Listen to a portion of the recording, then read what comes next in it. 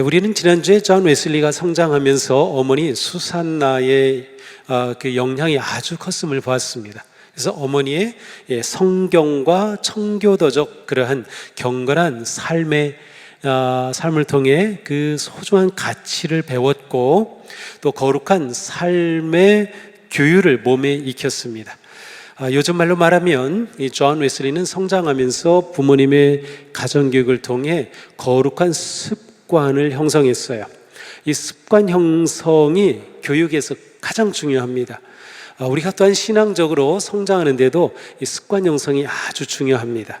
매 주일마다 예배하는 습관, 또 매일 기도하는 습관, 또 매일 성경을 읽는 습관, 또 매일 조용하게 묵상하는 습관, 어떤 습관이든 그것이 우리를 형성하기 때문이죠. 자, 이렇게 좋은 부모님의 영향과 교육을 받은 존 웨슬리는 이제 옥스퍼드 대학에 진학했고요. 그리고 졸업한 후에 대학원에서도 계속 공부를 하면서 그 중에 그는 영국 성공회의 성직자의 길을 걷게 됩니다. 그래서 성직자로서 사제, 서품을 받게 되었죠.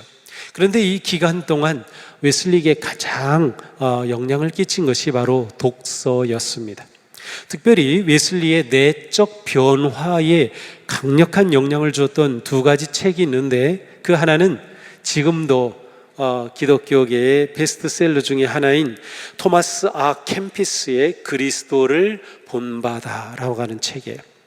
그리고 또 하나는 제레미 테일러의 거룩한 삶과 죽음이라고 하는 책이었습니다. 자, 존 웨슬리는 이 두 책을 통해서 감명을 받은 후에 이렇게 일기에 기록해 놨어요. 즉시로 나는 나의 모든 삶을 하나님께 드리기로 결심하였다. 나의 모든 생각, 말, 행동을 드리기로 결심하였다. 내 삶의 모든 것을 하나님께 제물로 바쳐야 하며 만일 내 삶의 어느 부분이라도 하나님께 바치지 않은 것이 있다면 그것은 곧 마귀에게 바친 것이 된다. 나는 내 삶에서 하나님 섬기기와 마귀 섬기기의 중간은 없다는 사실을 확실히 깨달았다. 자, 이렇게 해서 존 웨슬리는 굳은 결심을 하면서 그의 신앙생활, 인생의 초점을 정확히 정합니다. 그것은 완전한 헌신, 완전한 성화, 완전한 사랑, 완전한 그리스도인. 이게 중요한 이유가요, 우리가 신앙생활을 열심히 하는 것도 중요한데 열심히 신앙생활할 뿐만 아니라 목표가 정확해야 돼요. 목표가 그것이 있어야 내가 그것을 향해서 나아가고 성장하고 변화하기 때문이에요. 매우 중요합니다. 이때쯤에 동생인 찰스 웨슬리도 옥스퍼드 대학에서 공부하고 있었는데 그가 공부하면서 좋은 친구들과 함께 신성 클럽이라고 하는 모임을 만들었어요. 거룩한 클럽을 조직을 해요. 그래서 친구들이 함께 모이게 됩니다. 이 모임의 목적은 좋은 책을 읽는 거예요. 경건한 서적을 함께 읽고 서로 대화하자 하는 것으로부터 시작이 되었습니다. 이때 형인 존 웨슬리는 동생 찰스에게 고전의 책을 어떻게 읽고 어떻게 연구하는지를 가르치고 있을 때였는데 어느 날 동생이 형에게 말하는 겁니다. 형, 내가 이 신성 클럽을 만들었는데 형이 우리가 모이는 이 모임의 리더가 되어주면 좋겠어. 동생이 형을 초청한 거예요. 근데 존 웨슬리가 동생의 이 초청을 그대로 받아들여서 신성클럽의 리더가 됩니다. 자, 이 신성클럽이 왜 중요한가 하면 이 신성클럽이 감리교, 영어로는 메소디스트라고 해요. 감리교인 이 메소디스트의 출발이 되기 때문에 그래요. 감리교의 출발이 신성클럽이라고 하는 이 모임에서 시작된 셈이에요.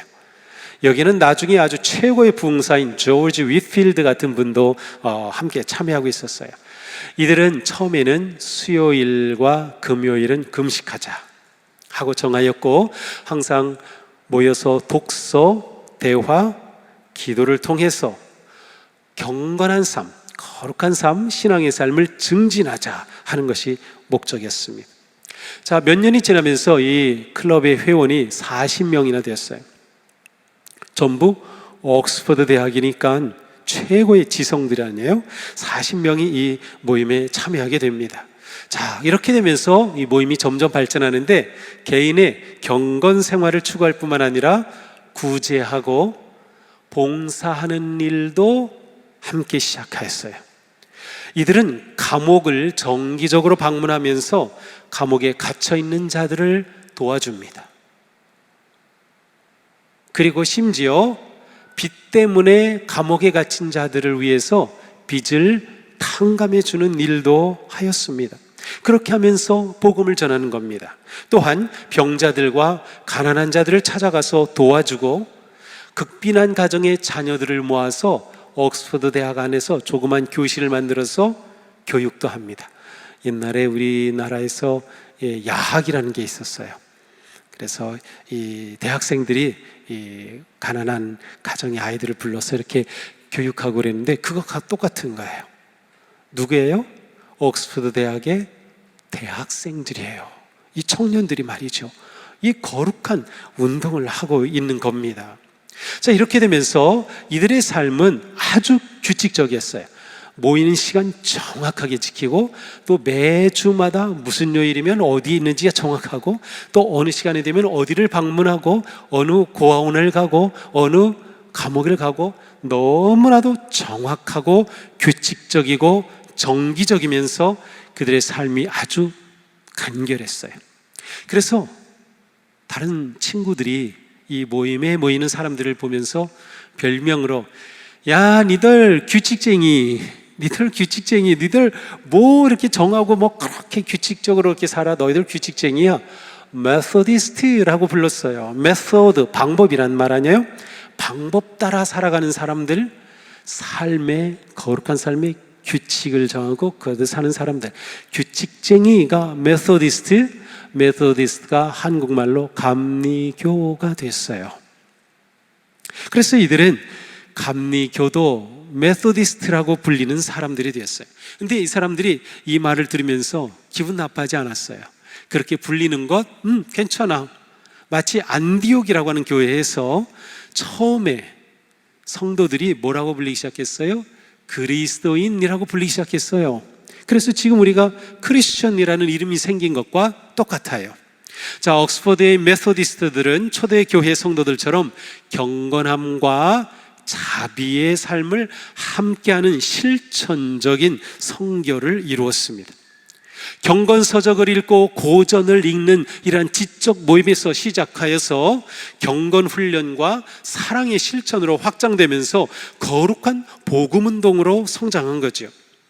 그들은 먼저 자신을 개혁하였고 그들이 나아가는 교회를 개혁하였고 교회를 통해서 사회를 개혁하는 생명의 복음운동을 일으킨 겁니다.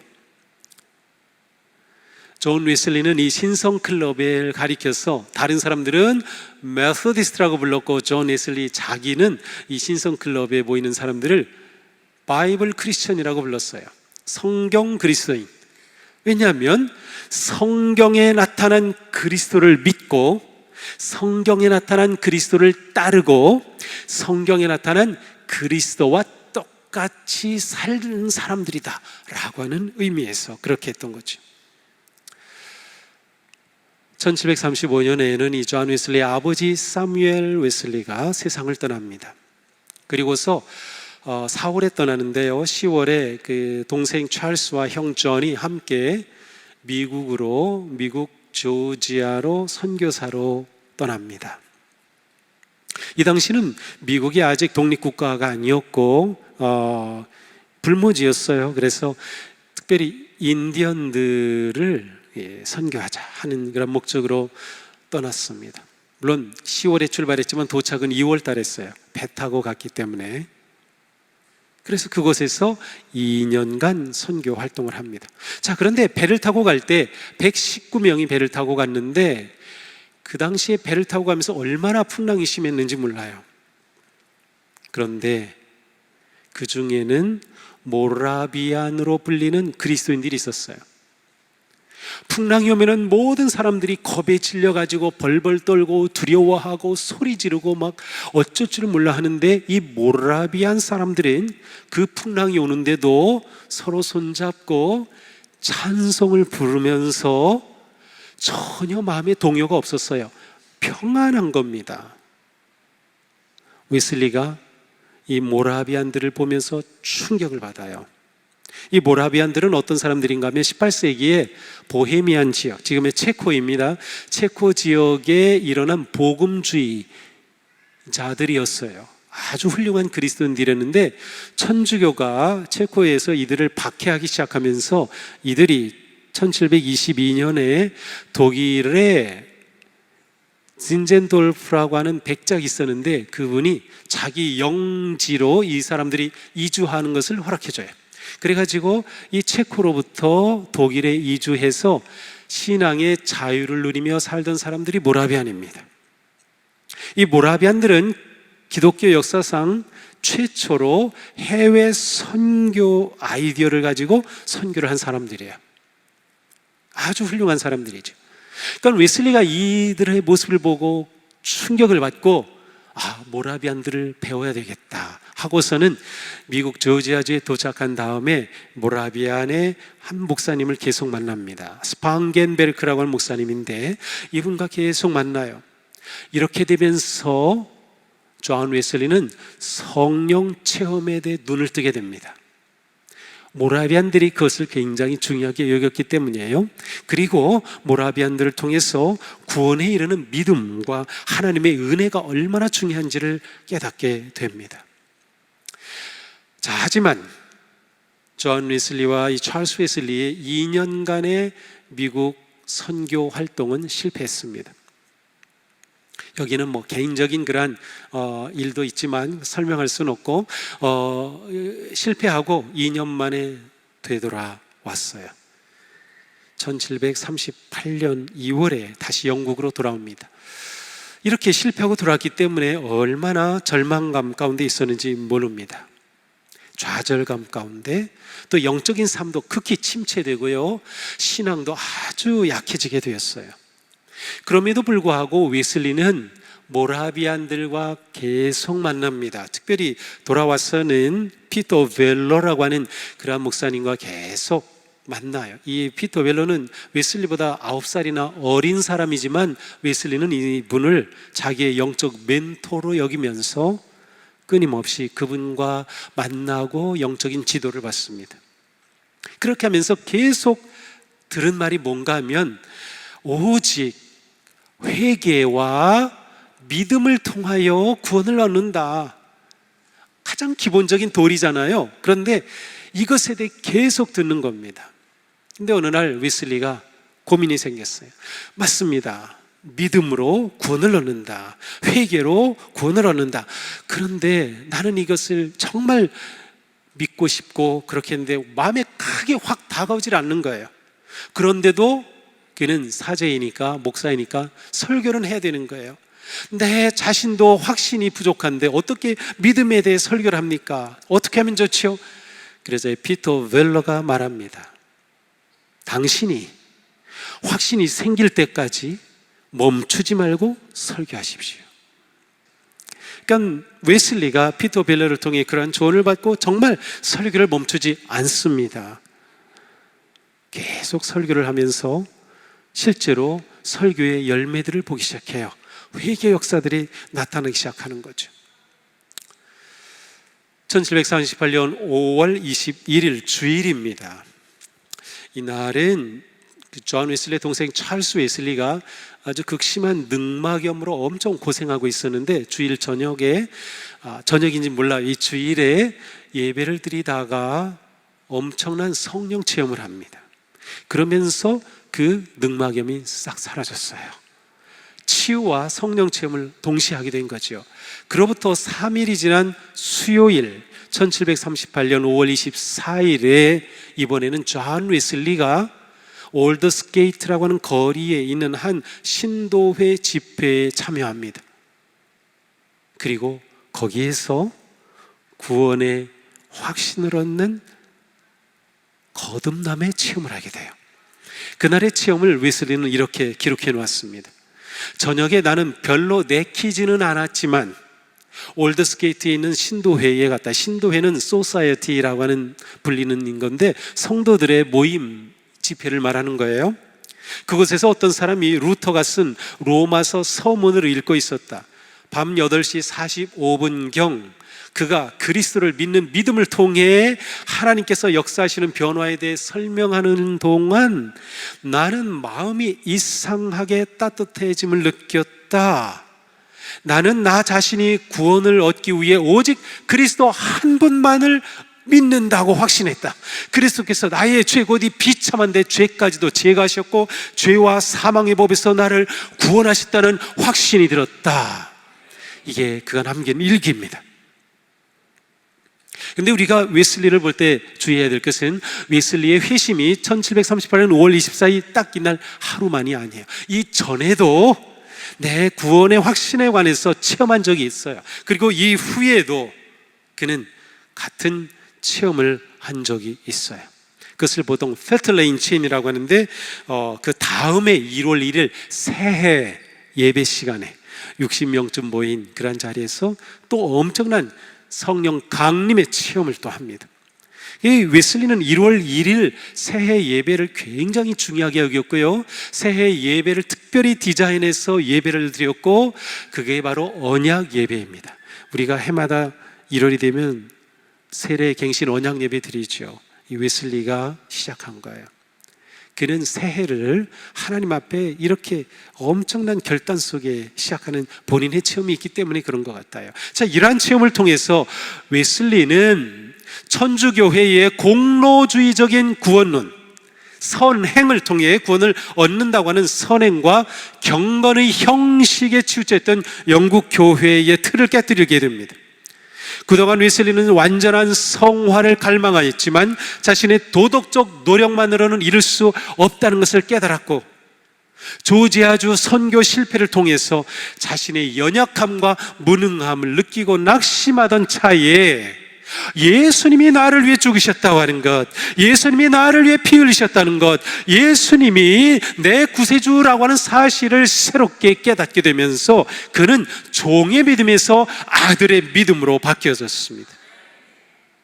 그는 도덕적 선행이 아니라 오직 믿음으로 구원을 얻는다고 하는 그런 구원의 도리를 깨닫게 된 것이죠. 율법주의에서 복음주의로 바뀌게 되었던 것입니다. 이러한 일련의 회심 체험과 성령의 감동으로 감리교가 탄생하게 된 겁니다. 존 웨슬리 복음운동, 야훼 설교로 회심한 사람들이 이제 모여들기 시작하는 겁니다. 존 웨슬리가 어디에 있어? 바로 브리스톨에 있었죠. 브리스톨 어디야? 모여들기 시작하니까 그들을 신앙적으로 양육하기 위해서 건물이 필요했어요. 그래서 그곳에 땅을 사고 뉴룸, 새로운 방이라고 하는 그러한 건물을 세웁니다. 지금 브리스톨에 가면 그곳은 웨슬리 박물관으로 되어 있고 여전히 예배가 드려지고 있는데 주일 예배는 드리지 않고 목요일에 성찬 예배가 진행되고 있었습니다. 그런데 그 건물의 특징은 주변에 창이 없어요. 천장에만 팔각형으로 된 창이 있어요. 폭도들이 돌을 던지고 폭력하는 것을 막으려고 다 창을 내지 않은 건물을 지었던 거죠. 또한 얼마 후에는 런던의 파운드리라고 하는 철제련소를 빌려서 그곳에서 예배를 드리기 시작했고 나중엔 이곳을 사서 그것이 웨슬리 채플이라고 하는 그러한 예배 처소가 됩니다. 지금도 이 웨슬리 채플은 여전히 예배 드리고 있고 웨슬리의 무덤이 바로 이 채플 뒤편의 뒷마당에 있어요. 자, 이렇게 사람들이 모이니까 그들을 양육하기 위해서 교회가 세워지고 사람들이 얼마나 몰려드는지 그 웨슬리 채플에 가서 보면 이 의자 옆에 또 하나 의자 이렇게 넣었다 뺐다는 게 생겼어요. 사람들이 너무 많이 오니까는 의자를 더 마련하려고 옆에다가 간이자처럼 그 굉장히 아이디어가 좋더라고요. 쫙 빼고 펴면은 또 의자가 돼. 맨 끝에 하나씩 쫙 이렇게.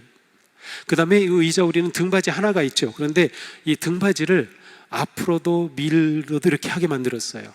너무 좋은 아이디어예요. 저도 그걸 알았으면 우리에게 다 그렇게 만들었을 텐데. 왜냐하면 전부 다 이렇게 앞을 보고 있죠. 그런데 등받이를 이쪽으로 밀으면은 이렇게 앉을 수 있는 거예요.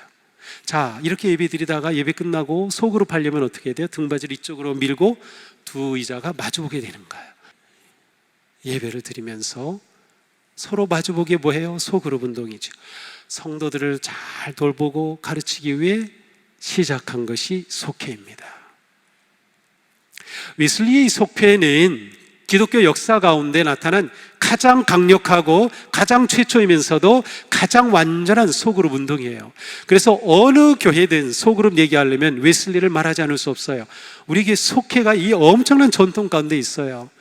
웨슬리는 교회에서는 훌륭한 목사요, 설교가요, 부흥사로 알려져 있지만 세상에서는 웨슬리를 탁월한 행정가요, 소그룹 조직가로 알려져 있어요. 대단한 비상한 그러한 분이었어요.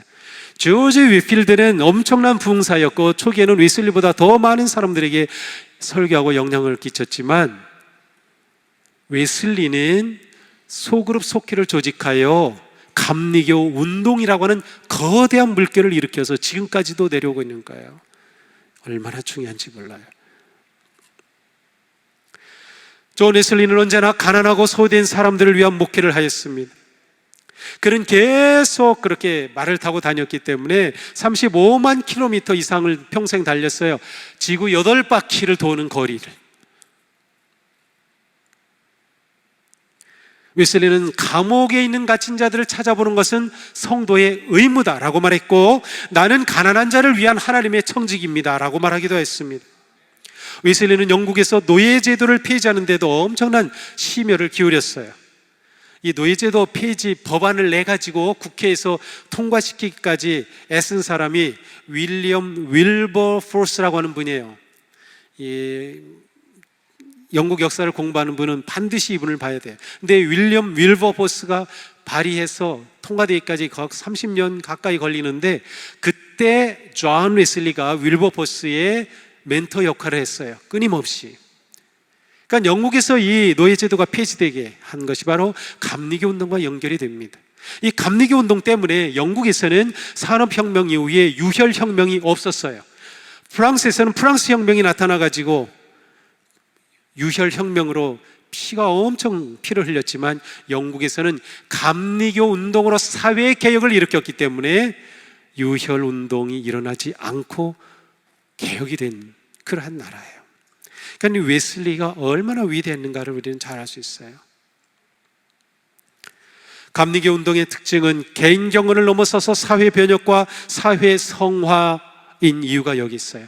우리가 감리교회다, 진정한 감리교회다라고 하는 것은 우리의 개인적인 신앙생활을 넘어서서 사회 변혁과 사회 성화까지 이끌어내야 하는 것입니다.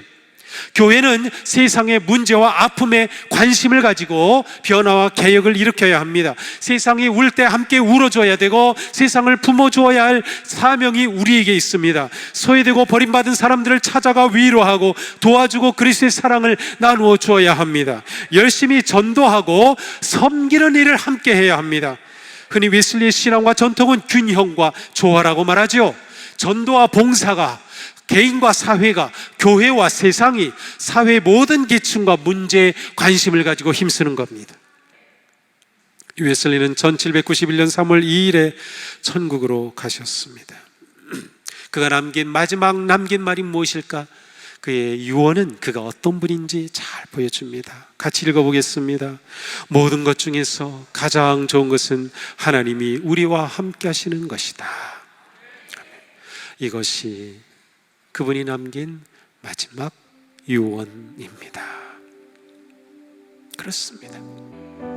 주님, 오늘 말씀에서 분명히 약속해 주셨죠. 볼지어다 내가 세상 끝날까지 너희와 항상 함께 있으리라.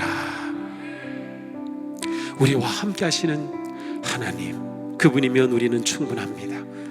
우리가 이 믿음 다시금 굳게 붙잡고 우리의 삶을 향해 희망을 가지고 용기를 가지고 도전하며 나아가기를 주님의 이름으로 축복합니다.